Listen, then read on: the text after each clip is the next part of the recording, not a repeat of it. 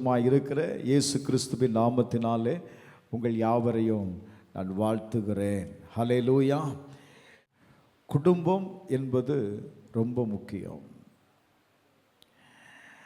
வேதத்தை நீங்கள் கவனித்து பார்க்கும்போது இந்த குடும்பத்தை தேவன் அமைத்து கொடுக்கிறார்.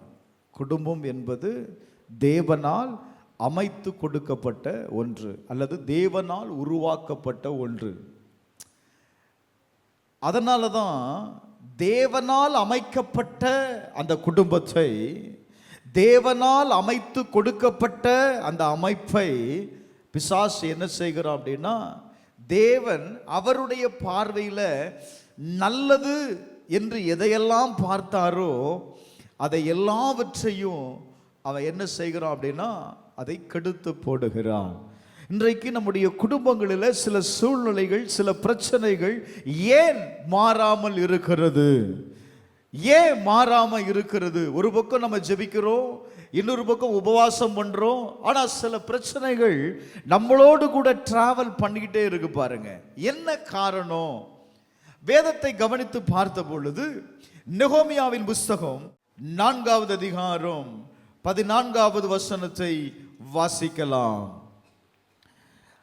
அதை நான் பார்த்து எழும்பி பிரபுக்களையும் அதிகாரிகளையும் மற்ற ஜனங்களையும் நோக்கி, அவர்களுக்கு பயப்படாதிருங்கள், நீங்கள் மகத்துவமும் பயங்கரமுமான ஆண்டவரை நினைத்து உங்கள் சகோதரருக்காகவும் உங்கள் குமாரருக்காகவும் உங்கள் குமாரத்திகளுக்காகவும் உங்கள் மனைவிகளுக்காகவும் உங்கள் வீடுகளுக்காகவும் என்ன செய்யுங்கள்?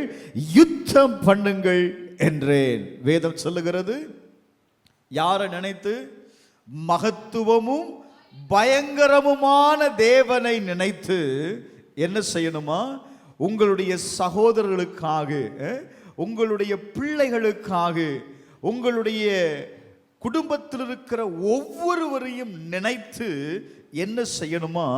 யுத்தம் பண்ணுங்கள் என்று எழுதப்பட்டிருக்கிறது. நெகோமியா சொல்றாரு, அந்த ஜனங்களுக்கு நீங்க பயப்படாதீங்க, உங்களை ஆண்டவரை நினைச்சு உங்களுக்காக, உங்க பிள்ளைகளுடைய எதிர்காலத்திற்காக, உங்களுடைய குடும்பத்திற்காக, உங்களுடைய குடும்பத்தின் எதிர்காலத்திற்காக நீங்க என்ன செய்யுங்க அப்படின்னா யுத்தம் பண்ணுங்க. நீங்க யுத்தம் பண்ணுனீங்கன்னா 20வது வசனம், நீங்க உங்களுக்காக யுத்தம் பண்ணும்போது என்ன செய்வாரா ஆண்டவர்? அவர் நமக்காக யுத்தம் பண்ணுகிறார். நமக்காக யுத்தம் பண்ணுகிறார். அப்ப நம்ம என்ன செய்யணும் அப்படின்னா யுத்தம் பண்ணணும். நம்ம யுத்தம் பண்றது அப்படின்னா என்ன? அவங்க எப்படி யுத்தம் பண்ணினாங்க அப்படின்னு 17வது வசனத்துல ரொம்ப தெளிவா எழுதப்பட்டிருக்கிறது. அலங்கத்திலே கட்டுகிறவர்களும் சுமை சுமக்கிறவர்களும் சுமை ஏற்றுகிறவர்களும் அவர் அவர் ஒரு கையினாலே வேலை செய்து மறு கையினாலே எதை பிடித்திருந்தார்கள் அப்படின்னா ஆயுதம் பிடித்திருந்தார்கள். ஒரு கையில வேலை செய்து இன்னொரு கையில எதை பிடித்திருந்தார்கள் அப்படின்னா ஆயுதத்தை பிடித்திருந்தார்கள். இந்த ஆயுதம் எதை காண்பிக்கிறது அப்படின்னா நம்மளுடைய ஜெபத்தை காண்பிக்கிறது. நம்முடைய ஜெபத்தை காண்பிக்கிறது. நம்ம இன்னைக்கு ஏன் ஜெபிக்கல அப்படின்னு கேட்டா ஒரே பதில், ரொம்ப வேலையின் நிமித்தம், சூழ்நிலைகளின் நிமித்தம் நான் என்ன செய்கிறது இல்லை, நான் ஜெபிக்கல. காரணம், நான் ஜெபிப்பதற்கு எனக்கு என்ன கிடைக்கல அப்படின்னா என் சூழ்நிலைகள் என்னை அனுமதிக்கவில்லை. வேதம் சொல்லுகிறது, அவர்களை அந்த அலங்கத்தை கட்டக்கூடாதபடிக்கு அவங்களுடைய வாழ்க்கையில ஒரு பெரிய தடைகளை கொடுத்து கொண்டே இருந்தாங்க. சிலரை கொன்று போட்டார்கள். எந்த அளவுக்கு அவர்களை நெருக்க முடியுமோ நெருக்கினார்கள். ஆனா நெகோமியா அறிந்து கொண்டது என்ன?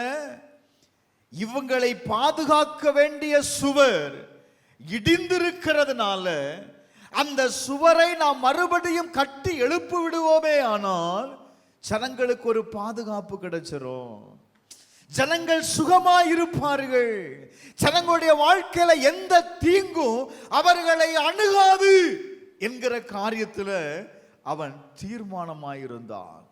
ஆனா அவங்க என்ன செய்தாங்க அப்படின்னா, அந்த அலங்கத்தை கட்டக்கூடாது, அதை கட்டக்கூடாதபடிக்கு எப்படியெல்லாம் தடைகளை கொடுக்க முடியுமோ அப்படியெல்லாம் என்ன செய்தாங்க அப்படின்னா தடைகளை கொடுத்தார்கள்.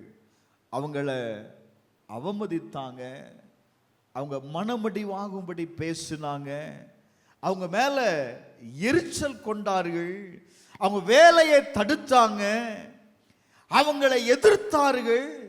அவங்க குடும்பத்தில் இருக்கிற நபர்களெல்லாம் கடந்து வந்து மனசோர்வு அடையும்படி பேசினார்கள். ஆனாலும் அவங்க எதை விடலை அப்படின்னா அலங்கத்தை கட்டுகிற வேலையை விடலை.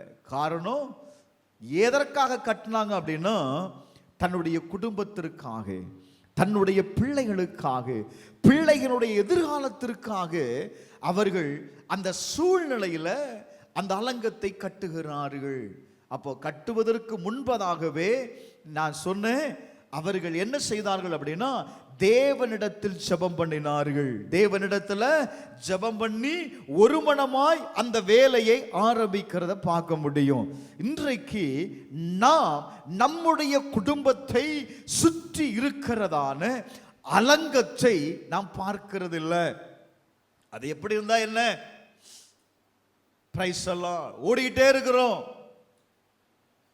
வேதம் சொல்லுகிறது, யாத்ராகம் 14:14 வாசிக்கும் போது, கர்த்தர் உங்களுக்காக யுத்தம் பண்ணுவார், நீங்கள் சும்மா இருப்பீர்கள். கர்த்தர் தான் எனக்காக யுத்தம் பண்றாரு பாஸ்டர், நான் அதனால என்ன செய்கிறேன் அப்படிங்கிற, நான் சும்மா இருக்கிறேன். உங்களுக்காக கர்த்தர் யுத்தம் பண்ணணும் அப்படின்னா நீங்க சும்மா இருந்தீங்கன்னா அங்க யுத்தம் நடக்காது. பிரைஸ் எல்லாம். யுத்தம் எங்க நடக்கும் அப்படின்னா வீட்டுக்குள்ளதான் நடக்கும். வேதத்துல பாருங்க, 2 நாளாகமும் 20வது அதிகாரம் 15வது வசனத்தை வாசித்து பாருங்க. 2 நாளாகமும் 20வது அதிகாரம் 15வது வசனம். எருசலேமின் குடிகளே கேளுங்கள், நீங்கள் அந்த ஏராளமான கூட்டத்திற்கு பயப்படாமலும் கலங்காமலும் இருங்கள் என்று கர்த்தர் உங்களுக்கு சொல்லுகிறார். உங்க சூழ்நிலைகளை பார்த்து நீங்க என்ன செய்ய வேண்டாம், நீங்க பயப்பட வேண்டாம், பயப்படாமலும் கலங்காமலும் இருங்கள். இந்த யுத்தம் யாருடையது அல்ல, உங்களுடையது அல்ல. இந்த யுத்தம் யாருடையது அப்படின்னா சொல்லுங்க, இந்த யுத்தம் யாருடையது? கர்த்தர் சொல்றாரு, நீ அந்த ஜனங்களுக்கு பயப்படாத, நீ கலங்காத, இந்த யுத்தம் உங்களுடையது அல்ல. இது யாருடையது அப்படின்னா தேவனுடையது. ரைட்டா? இப்ப தேவன் தான் யுத்தம் பண்ண போகிறார். தேவன் தான் என்ன செய்ய போகிறாருங்க? யுத்தம் பண்ண போகிறார். ஆனா அடுத்த வசனத்துல நீங்க பாத்தீங்கன்னா, நாளைக்கு நீங்கள் அவர்களுக்கு விரோதமாய் போங்கள். எப்படி போகிறது? ஏற்கனவே அந்த ஜனங்களை கண்டு பயந்து போய் இருக்கிறாங்க. பயந்து போய் தான் இப்ப என்ன செய்யறாங்க அப்படின்னா தேவனை நோக்கி கூப்பிடுறான். ஆனா ஆண்டவர் சொல்றாரு, நீ பயப்படாதப்பா, உன் சூழ்நிலைகளை பார்த்து நீ கலங்காத, நீ என்ன செய்ய அப்படின்னா அவர்களுக்கு விரோதமாய் நீ போ அப்படிங்கிறாரு. அவர்களுக்கு விரோதமாய் நீ போ. இந்த யுத்தத்தை பண்ணுகிறவர் நீங்கள் அல்ல, இந்த யுத்தத்தை பண்ணுகிறவர் நீங்கள் அல்ல. யூத மனுஷரே, எருசலேம் ஜனங்களே, நீங்கள் தரித்து நின்று கர்த்தர் உங்களுக்கு செய்யும் எதை பாருங்க? ரட்சிப்பை பாருங்கள், பயப்படாமலும் கலங்காமலும் இருங்கள், நாளைக்கு அவர்களுக்கு எதிராக புறப்படுங்கள், கர்த்தர் உங்களோடு இருக்கிறார். ஒரு ஆமென் சொல்லுங்களேன். அல்லேலூயா. யுத்தம் கர்த்தருடையதுதான், யுத்தம் கர்த்தருடையதுதான். ஆனா இந்த யுத்தத்துல வேதம் சொல்லுகிறது, நாம் என்ன செய்ய வேண்டும் அப்படின்னா அங்க போய் நிக்கணும். அங்க போய் என்ன செய்யணும் சொல்லுங்க. கர்த்தரே யுத்தம் செய்யணும் அப்படின்னு எதிர்பார்க்காதீங்க. நீங்க உங்க சூழ்நிலையில உங்களோடு கூட போராடுகிற எந்த காரியமா இருந்தாலும் சரி, அவைகளுக்கு முன்பாக நீங்கள் நின்று, வேதம் சொல்லுது, நீங்கள் தரித்து நிற்க வேண்டும். ஆமென் சொல்லுங்களேன். அல்லேலூயா, அல்லேலூயா. அவர்களுக்கு முன்பாக புறப்படுங்கள், கர்த்தர் உங்களோடு இருக்கிறார். கர்த்தர் உங்களோடு இருக்கிறார். நான் இப்படி சொல்லட்டுமா? இப்போ கோலியாத் நிற்கிறான். அவனுடைய வார்த்தையை கேட்டு அங்க இருக்கிற எல்லா ஜனங்களும் என்ன செய்யறாங்க அப்படின்னா பயப்படுறாங்க. ஒவ்வொரு நாளும் அவன் என்ன செய்கிறான்? வார்த்தையை கொண்டு அவர்களை பயமுறுத்துகிறான். உங்களில் யாராவது ஒருத்தர் நீங்க என்ன கூட என்ன செய்யுங்க, யுத்தம் பண்ணுங்க அப்படிங்கிறான். அப்படியே நீ வந்த அப்படின்னா உன்னை நான் என்ன செய்வேன், கொன்னு நான் பட்சிகளுக்கு இரையாக்கிடுவேன் அப்படிங்கிறான். எல்லாரும் பயப்படுறான். ராஜா உட்பட பயந்து நிற்கிறான். யாரும் போகல. ஆனா தாவீது அவனுக்கு முன்பாக போய் நின்றான். நான் மறுபடியும் சொல்றேன், தேசத்தின் ராஜா கோலியாத்தினுடைய வார்த்தையை கேட்டு என்ன செய்தாங்க? பயப்படுறாங்க. அவன் கிட்ட போவதற்கு அவர்கள் எல்லாரும் பயந்தார்கள்.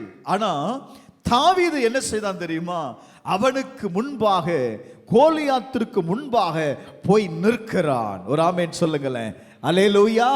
யாருமே இல்லை. ஆனா இவன் சொல்றான், நான் தனியாளா வரல, என்னோடு கூட ஒரு பெரிய சேனை இருக்கிறது. ஒரு ஆமென் சொல்லுங்களேன். அல்லேலூயா, அல்லேலூயா. இவன் என்ன நினைக்கிறான்? என்னோடு கூட ஒரு பெரிய சேனை இருக்கிறது. பிரைஸ் அல்லாஹ். கோலியாத் பார்க்கிறான், என்னடா பொடி பயலா இருக்கிற, உன்னையால என்ன என்ன செய்ய முடியும்? இல்ல ஒரு சேனையும் காணும், நீ என்ன மிரட்டுறியா அப்படிங்கிறான். அவன் சொல்றான், நான் என் தேவனுடைய நாமத்தில் வருகிறேன், சேனைகளின் கர்த்தர் என்கிற நாமத்தில் நான் வருகிறேன். அவன் நின்றான், கோலியாத்தை வீழ்த்தினான். ஆமென் சொல்லுங்களேன். அல்லேலூயா. நான் இப்படி சொல்லுவேன், உங்களுக்கு விரோதமாய் நிற்கிற அந்த சூழ்நிலைகளோடு கூட நீங்க எதிர்த்து நிற்க பழகணும். என்ன செய்யணும்? வேதம் அப்படிதான் சொல்லுது. இப்ப பாருங்களேன், அவங்க எல்லாரும் என்ன செய்யறாங்க? போனாங்க. அவங்க எல்லாரும் போய், வேதம் சொல்லுகிறது பாருங்க 20வது வசனத்துல மறுபடியும், கர்த்தரை நம்புங்கள், உங்கள் தேவனாய் இருக்கிற கர்த்தரை நம்புங்கள். பிரைஸ் அல்லாஹ். கர்த்தரை நம்புங்கள். கர்த்தரை நம்பின பிற்பாடு அங்க என்ன நடந்துச்சு தெரியுமா? ஆயுதம் அணிந்தவர்களுக்கு முன்பாக நடந்து போய் கர்த்தரை துதிக்க ஆரம்பித்தார்கள். கர்த்தரை துதிக்க ஆரம்பித்தார்கள்.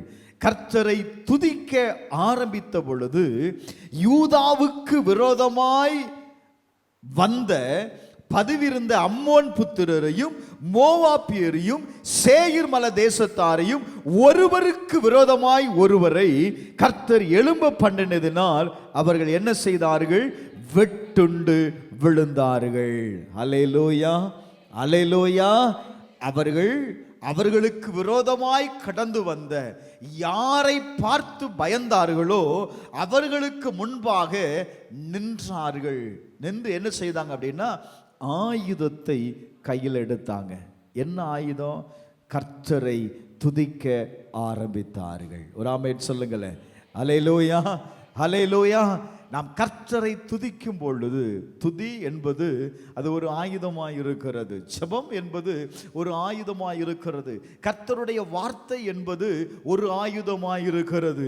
நீங்க அந்த இடத்துல பார்க்கும் பொழுது கர்த்தரை துதித்தார்கள். அவர்கள் என்ன செய்தார்? அவர்களுக்கு விரோதமாய் வந்ததான சத்துருக்களை கர்த்தர் என்ன செய்தார்? விழப்பண்ணினார். ஒரு ஆமென் சொல்லுங்களேன். அல்லேலூயா. உபாகமம் 20வது அதிகாரம் 4வது வசனத்தை நீங்க வாசிக்கும் போது, உபாகமம் 20வது அதிகாரம் 4வது வசனத்தை வாசித்து பாருங்க. உங்களுக்காக உங்கள் சத்துருக்களோடு யுத்தம் பண்ணவும் உங்களை ரட்சிக்கவும் உங்களோடு கூட போகிறவர் உங்கள் தேவனாகிய கர்த்தர் என்று சொல்ல வேண்டும். யாரு சொல்லணுமா? வாசிங்க. உங்களுக்காக உங்கள் சத்துருக்களோடு யுத்தம் பண்ணவும் உங்களை ரட்சிக்கவும் உங்களோடு கூட போகிறவர் யாருப்பா? சொல்லுங்க. தேவனாகிய கர்த்தர் என்று சொல்லணுமா? பிரைஸ் அல்லாஹ். என் கூட யுத்தத்துக்கு வருகிறவர் யார் அப்படின்னா கர்த்தர் வருகிறார். அல்லேலூயா, அல்லேலூயா. யார் வருகிறார்? கர்த்தர் வருகிறார். ஹல்லேலூயா. வேதம் சொல்லுகிறது, அவர் வரும்பொழுது என்னுடைய சத்துருக்களோடு கூட யுத்தம் பண்ணுவார். ஆமென் சொல்லுங்களேன். உங்க பிரச்சனைக்கு முன்பாக உங்களோடு கூட இருக்கிறவர் உங்கள் தேவன். ஒரு ஆமென் சொல்லுங்களேன். அப்ப உங்களுக்கு ஒரு நம்பிக்கை வரணும். என்ன நம்பிக்கை அப்படின்னா, அவர் என் கூட இருக்கிறார். என் கூட இருந்தா என்னுடைய பிரச்சனையின் நடுவில், என்னுடைய போராட்டத்தின் நடுவில் யார் இருக்கிறார் அப்படின்னா கர்த்தர் இருக்கிறார். சொல்லுங்களேன், சத்தமா சொல்லுங்களேன். யார் இருக்கிறார்? கர்த்தர் இருக்கிறார். அவர் என்ன செய்வார் அப்படின்னா, எனக்கு விரோதமாய் எழும்புகிற சத்துருக்களை அழிப்பார். எத்தனை பேர் விசுவாசிக்கிறீங்க? யோசுவாவின் புத்தகம் 23வது அதிகாரம் அதனுடைய 10வது வசனத்தை வாசிக்கும் போது, உங்களில் ஒருவன் 1000 பேரை துரத்துவான். உங்கள ஒரு எத்தனை பேரை துரத்துவான்? 1000 பேரை துரத்துவான். உங்கள் தேவனாகிய கர்த்தர் உங்களுக்கு சொன்னபடியே அவர்தாமே உங்களுக்காக என்ன செய்வார் அப்படின்னா யுத்தம் பண்ணுகிறார். யுத்தம். இந்த கர்த்தர் உங்களோடு கூட இருக்கும் பொழுது, கர்த்தர் உங்களோடு கூட இருக்கும்போது உங்களுக்குள்ள எப்படிப்பட்ட பலன் இருக்கும் அப்படின்னா 1000 பேரை அடித்து வீழ்த்தக்கூடிய பலன் உங்களுக்குள்ள என்ன செய்யறோம்னா இருக்கும். பிரைஸ் அல்லாஹ். நம்ம என்ன செய்யணும்? யுத்தம் பண்ணுகிறவர்கள், ஜெபம் பண்ணுகிறவர்கள், ஜெபத்தில் விடுதலையை பெற்றுக்கொள்வதற்கு 3 காரியத்தில் நம்ம எச்சரிக்கையா இருக்கணும். ஒரு காரியத்திற்காக நீங்க போராடி ஜெபம் பண்றீங்க அப்படின்னா, முதல்ல யுத்தத்துக்கு போகும் பொழுது இந்த 3 காரியத்தில் நீங்க கவனமா இருக்கணும். ஒன்று, உங்களுடைய ஆத்துமாக்களை குறித்து நீங்க எச்சரிக்கையா இருக்கணும். 2, நீங்கள் குடியிருக்கிற பகுதியை குறித்து நீங்கள் எச்சரிக்கையா இருக்கணும். 3வது, உங்கள் வீட்டை குறித்து நீங்கள் எச்சரிக்கையா இருக்க வேண்டும். ஏன் அப்படின்னா, இந்த 3 இடங்கள்ல தான் சத்துருவுடைய போராட்டம், சத்துருவுடைய தாக்குதல்கள் நம்ம மேல இருக்கும். ஒன்று என்ன சொன்னேன்? நம்மளுடைய ஆத்துமாவை குறித்து, ரைட்? 2வது நம்முடைய குடியிருக்கிற பகுதி, 3வது நம்முடைய வீடு. இந்த 3 காரியத்தை குறித்து நம்ம என்ன செய்யணுமா? எச்சரிக்கையாய், அதாவது கவனமாய் இருக்கணும். நீங்க இந்த காரியத்துல நீங்க கவனமா இருந்துட்டீங்க அப்படின்னா உங்க வாழ்க்கையில இந்த யுத்தமே கடந்து வராது. பாருங்க, ஆண்டவர் சொல்றாரு, எப்பா உன்னுடைய யுத்தம் மாமிசத்தோடு அல்ல. உன்னுடைய யுத்தம் யாரோடு அப்படின்னா, உனக்கு எதிராக இருக்கிற பிரச்சனைகளோடு, போராட்டங்களோடு, சத்துருக்களோடு உனக்கு என்ன இருக்கு அப்படின்னா போராட்டம் இருக்கு. நீ அதோடு கூட யுத்தம் பண்ணு. இப்ப பாருங்க, யோசுவா சொல்றாரு 23வது அதிகாரம் அதனுடைய 12வது வசனத்தை வாசித்து பாருங்க. 11-12. உங்கள் தேவனாகிய கர்த்தரில் அன்பு கூறும்படி உங்கள் ஆத்துமாக்களை குறித்து நீங்க என்ன செய்யணுமா? எச்சரிக்கையாயிரு. அப்படின்னா என்ன? உன்னுடைய வாழ்க்கையை குறித்து நீ கவனமாயிரு. வாழ்க்கையை குறித்து நீ என்ன செய்யணும்? கவனமாயிரு. நீங்கள் பின்வாங்கி போய், எதிலிருந்து பின்வாங்கி போய்?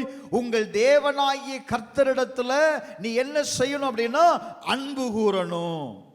அந்த அவரிடத்துல நீ அன்பு கூறாம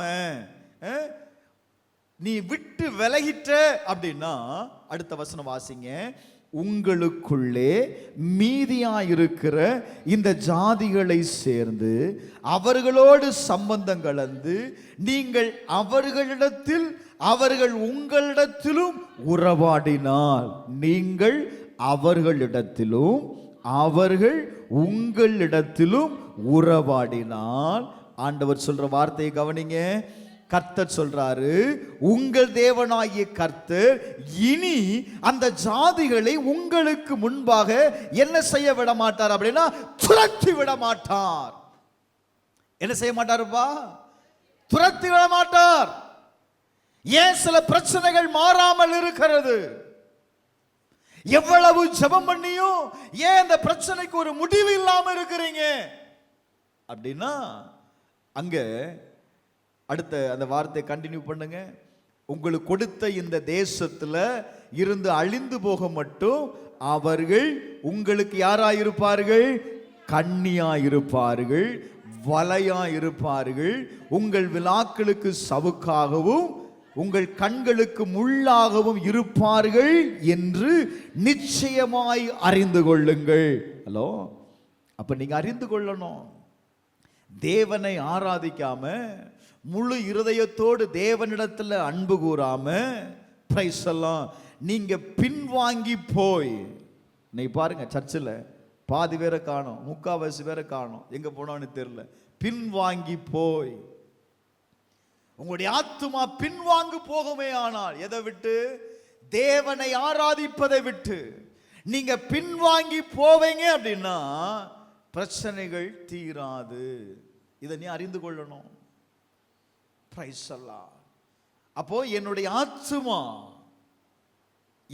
ஆத்துமாவை குறித்து நான் என்ன செய்யணும் அப்படின்னா கவனமாய் இருக்கணும். என்ன செய்யணுங்க?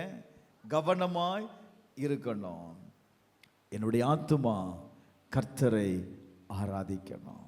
ஆண்டவர் சொல்றாரு, உன்னுடைய முழு பலத்தோடு என்னை என்ன செய்? ஆராதனை செய். என்னிடத்தில் அன்பு கூறு. அதுதான் நமக்கு பிரதான கற்பனையாய் கொடுக்கப்பட்டிருக்கிறது. தேவனிடத்தில் அன்பு கூறாம, தேவனை சார்ந்து கொள்ளாம நீங்க மற்ற எதற்காவது முக்கியத்துவத்தை கொடுக்கும் பொழுது நீங்கள் பின்வாங்கி போகிறீர்கள். உங்களுடைய ஆத்துமா பின்வாங்கி போகிறது. என்ன நடக்கும்? அந்த வார்த்தையை மறுபடியும் வாசிங்க. அவர்களோடு சம்பந்தம் கலந்து நீங்கள் அவர்களிடத்திலும் அவர்கள் உங்களிடத்திலும் உறவாடினால் என்ன நடக்கும் அப்படின்னா அது உங்களுக்கு கண்ணியாய் இருக்கும். ஒரு ஆமேன் சொல்லுங்களேன். அப்ப பிரச்சனை எங்க இருந்து சார் வருது? போராட்டங்கள் எங்க இருந்து வருது அப்படின்னா எங்கேயோ இருந்தல்ல, உங்களோடு கூட இருக்கிற நபர்கள் நிமித்தம். நீங்கள் யாரோடு கூட உறவாடுகிறீர்கள்? நீங்கள் யாரோடு கூட அதிக நேரத்தை நீங்கள் செலவு பண்ணுகிறீர்கள்? நீங்கள் யாரோடு கூட அதிக நேரத்தை பயன்படுத்துகிறீர்களோ அந்த இடத்துல இருந்துதான் பிசாசு என்ன செய்வான் அப்படின்னா செயல்பட ஆரம்பிப்பான். இரண்டாவது, தேசத்தின் குடிகளோடு கூட நம்ம உடன்படிக்கை பண்ணாதபடிக்கு எச்சரிக்கையாய் இருக்கணுமா? அது வேதம் சொல்லுது பாருங்க. யாத்திராகமம் 34வது அதிகாரம் 12வது வசனத்தை வாசிக்கலாம். இரண்டாவது யாத்திராகமம் 34:12. நீ போய் சேருகிற தேசத்தின் குடிகளோடு உடன்படிக்கை பண்ணாதபடி நீ எச்சரிக்கையாயிரு. பிரைஸ் அல்லாஹ். நீ என்ன செய்? இது யாருக்கு பேசுறார் அப்படின்னா இஸ்ரவேல் ஜனங்களுக்கு பேசுகிறான். தேவனுடைய வாக்குத்தத்தத்தின்படி நடத்தப்பட்ட ஜனத்திற்கு பேசுகிறான். தேவனுடைய வாக்குத்தத்த தேசத்தை சுதந்தரித்துக் கொண்டு ஜனங்களோடு கர்த்தர் பேசுகிறான். அந்த தேசத்திற்கு நீ போற, அந்த தேசத்துல போய் கர்த்தரை மட்டும்தான் நீ சேவிக்கணும், கர்த்தரிடத்துல மட்டும்தான் நீ அன்பு கூறணும். அதை விட்டுட்டு நீ அங்க குடியிருக்கிறவர்களோடு கூட உறவாடின அப்படின்னா கர்த்தர் என்ன செய்ய மாட்டார். ஏன்னா நீங்க ரிலேஷன்ஷிப் வச்சிருக்கிறீங்க. பிரைஸ் எல்லாம் அது என்ன செய்யும் அப்படின்னா அது உனக்கு கண்ணியா இருக்கும், அது உனக்கு தொந்தரவை கொடுக்கும். அதுக்கு பிற்பாடு நீ வந்து நீ ஜெபம் பண்ணன அப்படின்னா அங்க என்ன நடக்காது அப்படின்னா ஆண்டவர் ஜெபத்தை கேட்க மாட்டார். பிரைஸ் எல்லாம் ஆண்டவர் சொல்றார், நான் அதை துரத்த மாட்டேன்.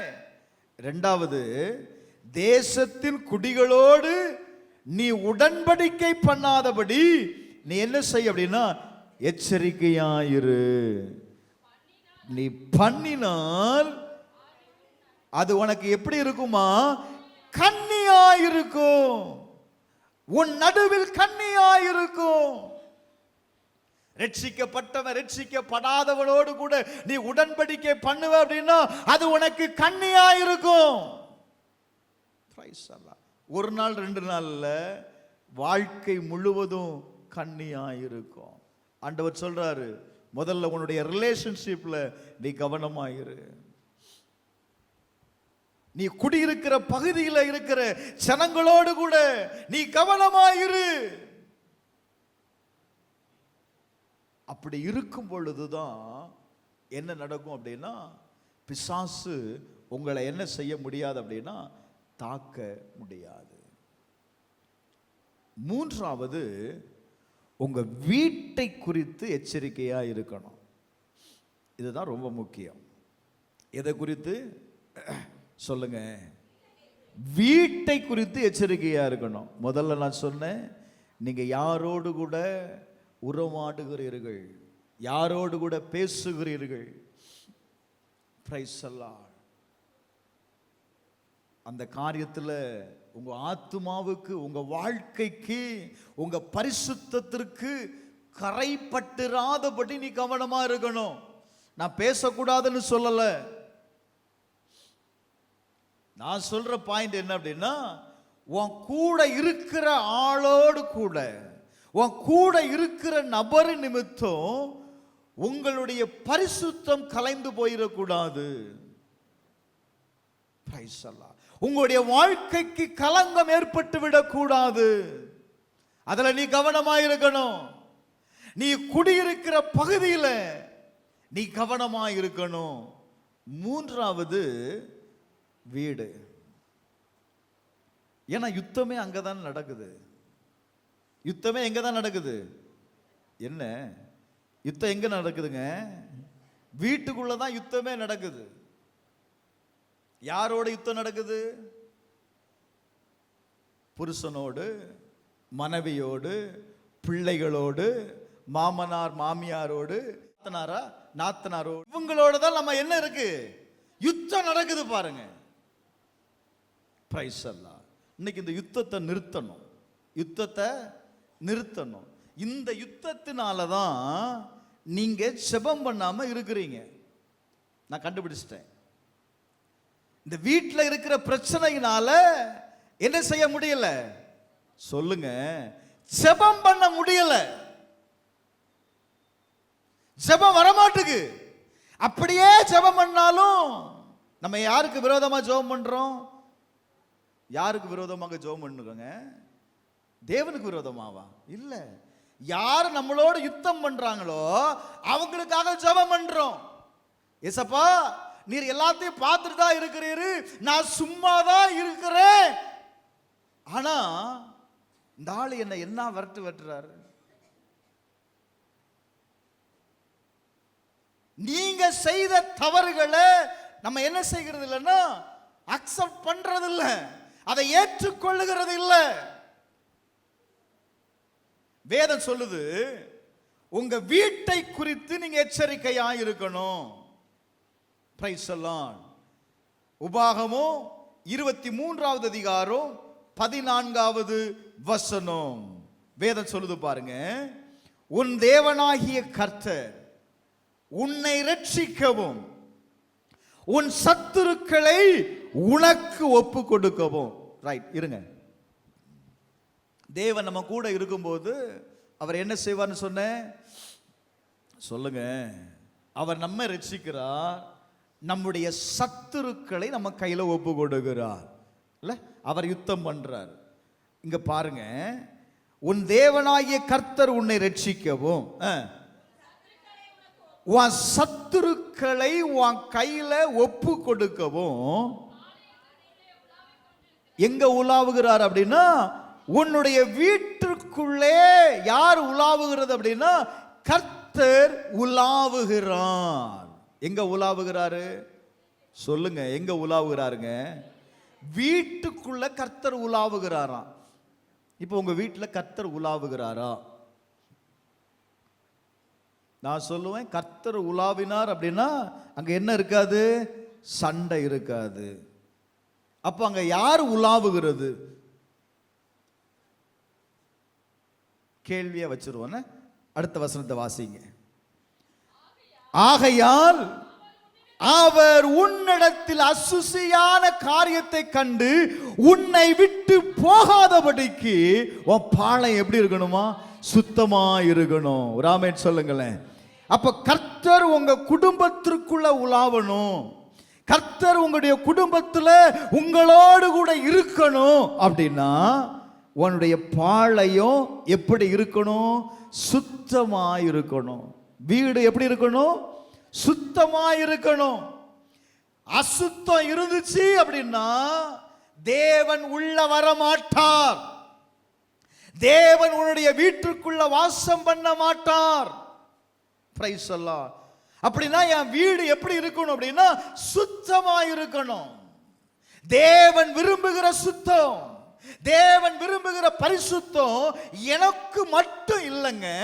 நான் வாசம் பண்ணுகிற என்னுடைய வீடு பரிசுத்தமா இருந்தா மட்டும்தான் வீட்டுக்குள்ள தேவன் உலாவுவார். நான் பரிசுத்தமா இருந்து என் வீடு கெட்டு போயிருந்தா, அது நாத்தை எடுக்கக்கூடியதா இருந்தா, என்னாலேயே அந்த வீட்டுக்குள்ள இருக்க முடியல, தேவன் எப்படி இருப்பார்? நான் போன வாரத்தில் சொன்னேன், பிலோமன் 1வது அதிகாரம் 2வது வசனத்துல உங்களுடைய வீடு எதா மாறணும்னு சொன்ன?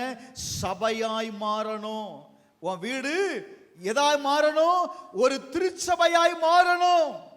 உன் குடும்பம் எப்படி சபையாய் மாறுகிறதோ அப்பதான் அது என்ன அர்த்தம் அப்படின்னா தேவனுடைய பிரசன்னம் உங்களுடைய வீட்டுக்குள்ள என்ன செய்யணும் அப்படின்னா தங்கணும்.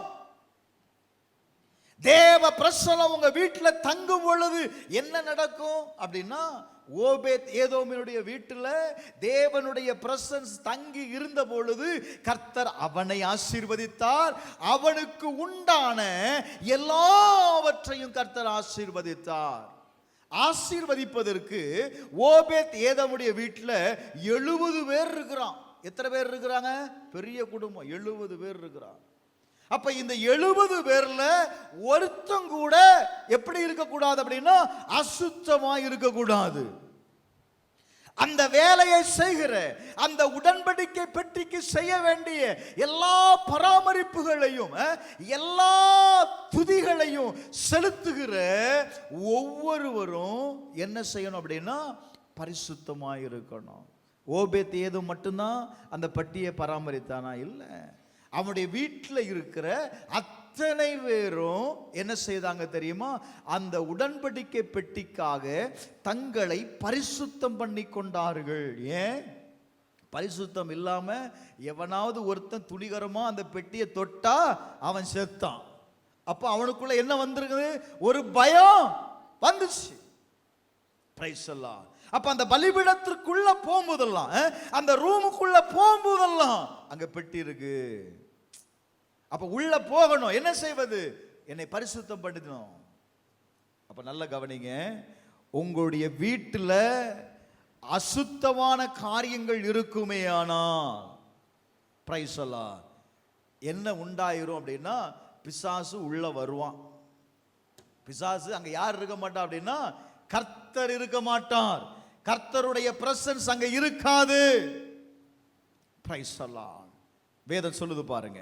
லேவியராகமம் 26வது அதிகாரம் 12வது வசனத்தை வாசிங்க. கொஞ்சம் கடகடன்னு போங்க, நேரம் போது. 26:12.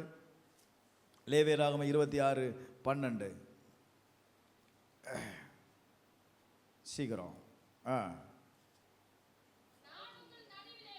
நான் உங்கள் நடுவிலே உலாவி. யாரா இருப்பேன்பா? நான் உங்க நடுவில் உலாவி உங்கள் தேவனாய் இருப்பேன், நீங்கள் என் சனமாய் இருப்பீர்கள். இப்போ என்ன பிரச்சனை அப்படின்னா, குடும்பத்தில் யார் இல்லை அப்படின்னா தேவன் இல்லை. யார் இல்லை? நம்ம ஆராதிக்கிற தேவன் இல்லை. பிரைஸ் அல்லாஹ். சபைக்கு வருகிறோம், 2 பாட்டை பாடுறோம், ஆராதனையில் நிறைய அபிஷேகத்தில் நிறைகிறோம், கர்த்தர் நமக்குள்ள வந்துட்டார்னு இருக்கிறோம், சந்தோஷம். அதோடு முடிஞ்சு போச்சு. இனி அடுத்த வாரம் பார்த்துக்கிடலாம். தங்கி இருக்கிற வீடு முக்கியமா இல்லையாப்பா? அப்ப வேதம் சொல்லுது, உன்னுடைய வீட்டில் தேவனுடைய பிரசன்னம் தங்கணும். இந்த பிரசன்னத்தை உங்க வீட்டில் கொண்டு வருவதற்கு நீங்க என்ன செய்யணும் அப்படின்னா, முதல்ல உங்களுடைய வீடு துதிக்கிற வீடா இருக்கணும். தேவனை என்ன செய்யணும் அப்படின்னா துதிக்கக்கூடிய வீடா இருக்கணும். 2வது உங்க வீடு செபிக்கக்கூடிய வீடா இருக்கணும். 3வது உங்க வீடு தேவனுடைய வார்த்தைகளால் நிறைந்த வீடா இருக்கணும். இந்த 3 இருந்தீங்க அப்படின்னா சத்துரு உங்க வீட்டுக்குள்ள வரமாட்டான். யார் வரமாட்டான் சொல்லுங்க? 2 கொரிந்தியர் 6வது அதிகாரம் 16வது வசனத்தை வாசித்து பாருங்க. 2 கொரிந்தியர் 6வது அதிகாரம் 16வது வசனம். தேவனுடைய ஆலயத்திற்கும் விக்கிரங்களுக்கும் சம்பந்தம் ஏது? நான் அவர்களுக்குள்ளே வாசம் பண்ணேன். நான் அவர்களுக்குள்ளே, சொல்லுங்க, நான் அவர்களுக்குள்ளே வாசம் பண்ணி அவர்களுக்குள்ளே உலாவி அவர்கள் தேவனாய் இருப்பேன். ஹல்லேலூயா.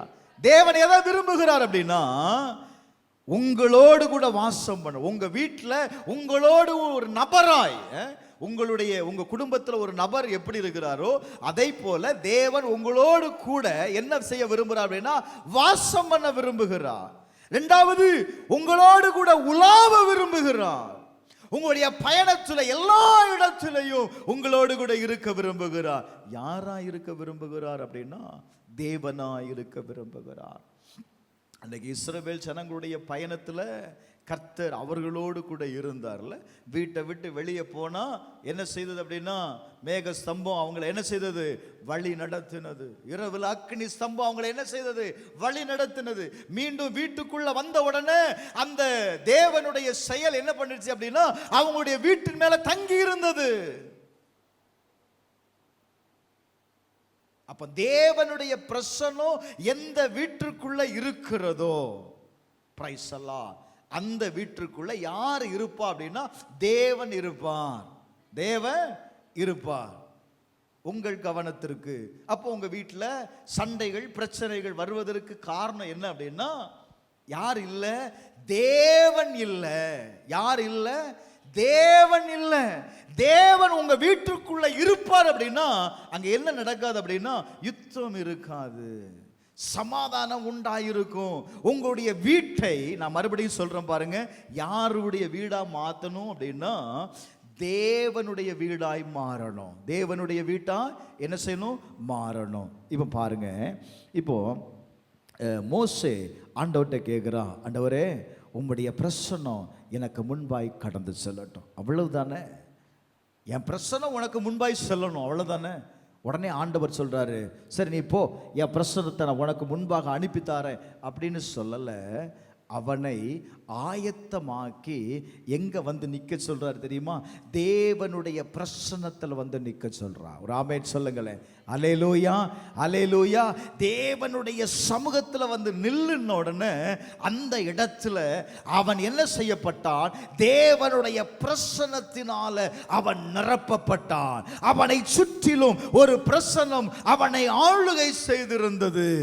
அவனுக்கு வேண்டிய தயவு, அவனுக்கு வேண்டிய பாதுகாப்பு, அவனுக்கு என்னெல்லாம் தேவையோ அவைகள் அத்தனையும் ஆண்டவர் என்ன செய்தார் தெரியுமா? அவனுக்கு முன்பாக கடத்தி விட்டார். ஆமென் சொல்லுங்களேன். நான் இப்படி சொல்லுவேன், தேவ பிரசன்னம் உங்கள் வீட்டில் தங்கி இருக்கும் பொழுது என்ன நடக்கும் அப்படின்னா, உங்களுக்கு வேண்டிய எல்லா காரியத்தையும் எல்லா அனுகூலத்தையும் தேவன் என்ன செய்வார் அப்படின்னா செய்வார். தேவன் என்ன செய்வார்? செய்வார். நான் என்ன சொன்னேன்? உங்களுடைய வீட்டை குறித்து எச்சரிக்கையாக இருக்கணும். வீடு பரிசுத்தமாக இருக்கணும். வீடு தேவனுடைய சபையாய் மாறணும். வீடு தேவனுடைய பிரசன்னத்தினால நிரம்பினதாய் இருக்க வேண்டும். எந்த காரணத்து கொண்டும் பக்கத்து வீடு எதிர் வீடு பேச்சை கேட்காத. கேட்ட அப்படின்னா உன் குடும்பம் உருப்படவே உருப்படாது. உங்கள் குடும்பம் கட்டி எழுப்பப்படணும் அப்படின்னா முழங்காலில் நில்லுங்க, யுத்தம் பண்ணுங்க. தேவன் உங்களுக்காக யுத்தம் பண்ணுவார். ஹல்லேலூயா, ஹல்லேலூயா. தேவையில்லாத வாக்குவாதங்களும் தேவையில்லாத யுத்தங்களும் நிற்கும். அது சத்ருவினால் உண்டானது. ஆண்டவர் சொன்னாரு, நான் உன் வீட்டுக்குள்ளே வந்துட்டோம் அப்படின்னா, நான் உன் வீட்டுக்குள்ளே வந்துட்டோம் அப்படின்னா என்ன உண்டாயிரும் தெரியுமா? அந்த யுத்தத்திற்கு ஒரு முடிவு உண்டாயிரும். ஹல்லேலூயா, ஹல்லேலூயா. அந்த சத்துருவ ஆண்டவர் உங்க கையில் என்ன செய்வார் அப்படின்னா ஒப்பு கொடுப்பார். ஹல்லேலூயா, ஹல்லேலூயா. உங்களுடைய வீடு தேவனை துதிக்கிற, தேவனை ஆராதிக்கிற, தேவனை மகத்துவம் படுத்தக்கூடிய ஒரு வீடாக இருக்கும் பொழுது முழு குடும்பம் ரட்சிக்கப்படுங்க. ஹல்லேலூயா, ஹல்லேலூயா. நம்ம எல்லாரும் எழுந்து நிற்போம், எல்லாரும் எழுந்து நிற்போம். இன்னைக்கு ஆண்டவர்கிட்ட கேளுங்க, ஆண்டவரே என் குடும்பம் ரட்சிக்கப்படணும், நானும் என் குடும்பமும் கர்த்தரை சேவிக்கணும்ப்பா, என் பிள்ளைங்க கர்த்தரை சேவிக்கணும்ப்பா, என் கணவன் கர்த்தரை சேவிக்கணும்ப்பா. நான் என்ன செய்யணும்? நான் என்ன செய்யணும்?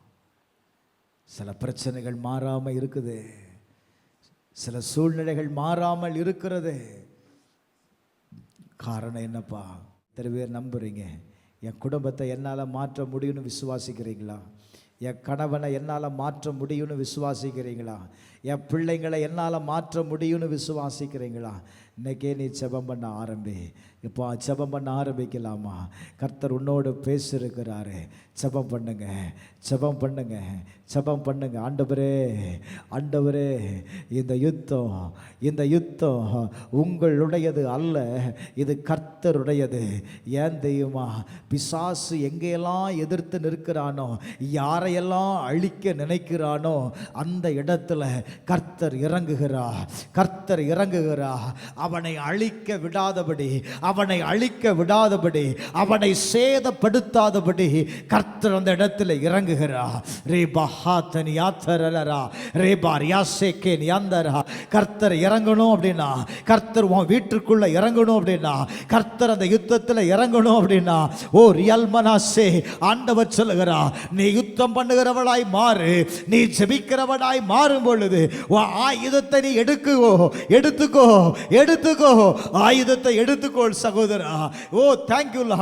வேலையின் நிமித்தம், வேலையின் நிமித்தம் எனக்கு நேரம் இல்லைன்னு சொல்லாத. வேலையின் நிமித்தம் நான் ஆயுதத்தை எடுக்க மறந்துட்டேன்னு நினைக்காத.